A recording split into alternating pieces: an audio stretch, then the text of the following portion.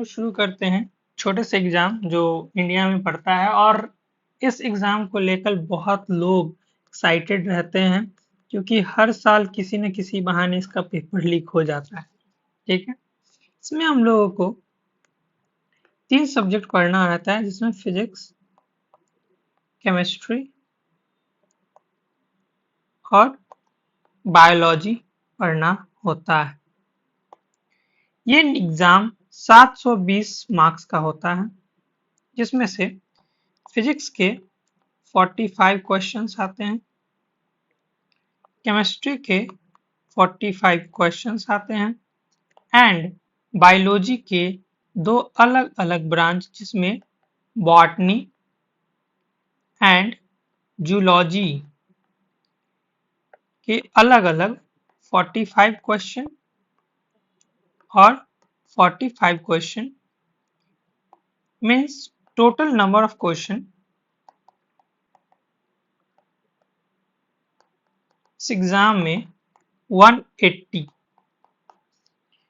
आने हैं। पहले 200 के भी होते थे जिसमें कि एडिशनल 5-5 क्वेश्चन हर चारों सब्जेक्ट में ऑप्शनल मिलता था, मगर 180 क्वेश्चन अब मिलते हैं जिसके आपके 1 करेक्ट अटेम्प्ट के आपको मिलते हैं 4 मार्क्स एंड 1 इनकरेक्ट के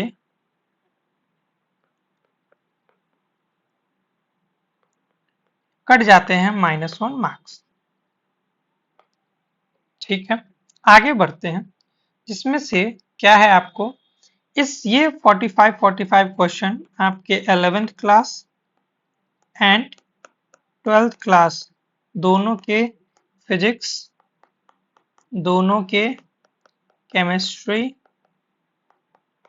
और इवन दोनों के बायोलॉजी से भी पूछे जाते हैं। 11th-12th में फॉलो अप करना है हमें एनसीईआरटी, प्योर एनसीईआरटी, क्योंकि बायोलॉजी में जो भी बॉटनी या जूलॉजी हमारे सब्जेक्ट्स हैं उनमें जो लाइन जिनसे क्वेश्चन बनती हैं वो एग्जैक्ट हूबहू 60% क्वेश्चन में जो होता है वो एनसीईआरटी का ही लाइन होता है और 10% इधर उधर पजल करके, मगर वो भी एनसीईआरटी, बाकी बच्चे 20% वो आपको एज अ हेल्प आपको टीचर से करना पड़ता है जिसके लिए हम लोग अवेलेबल हैं।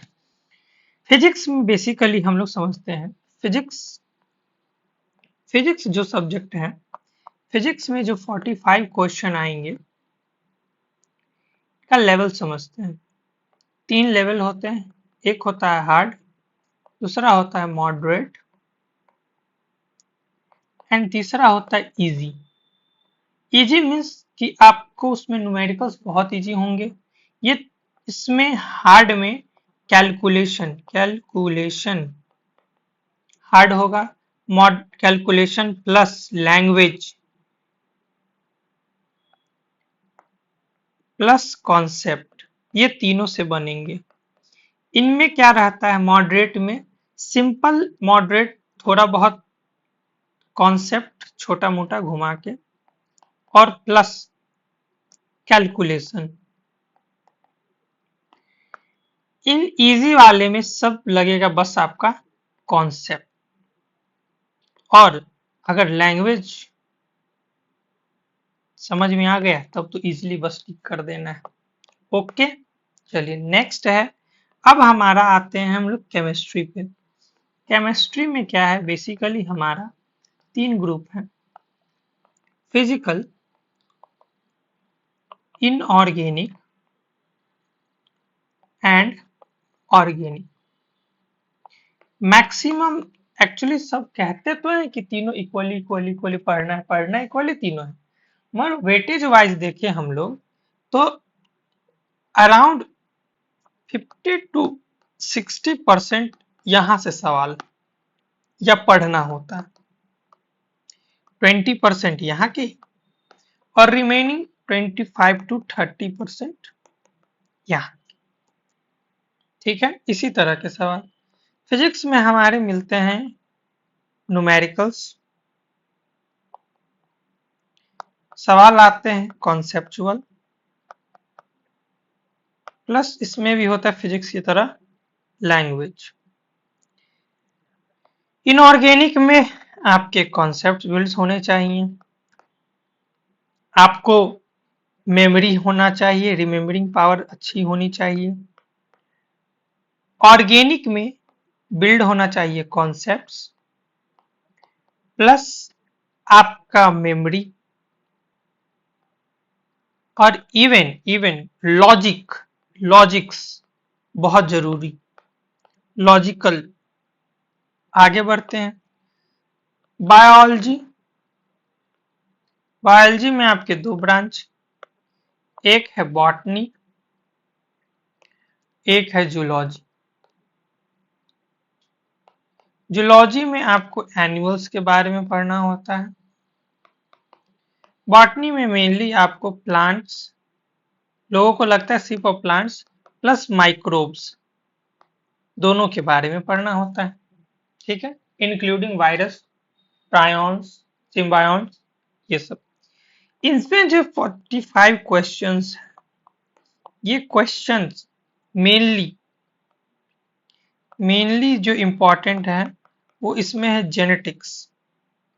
बहुत सारे सवाल पूछे जाते हैं, जेनेटिक्स हो गया, और इवन दो कि जेनेटिक्स के बाद अगर कुछ है तो प्लांट स्ट्रक्चर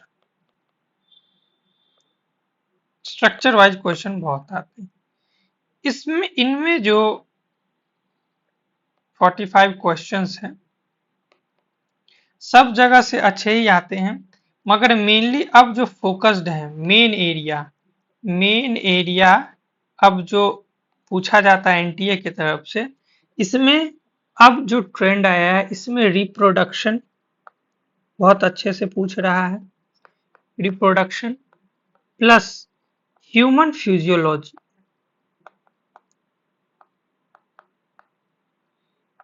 इसको अच्छे से कवर करना होता है। और इस तरह आपको 720 मार्क्स मतलब 180 क्वेश्चंस, इसमें से ऑल इंडिया रैंक वाइज को अगर गवर्नमेंट जीएमसी, गवर्नमेंट मेडिकल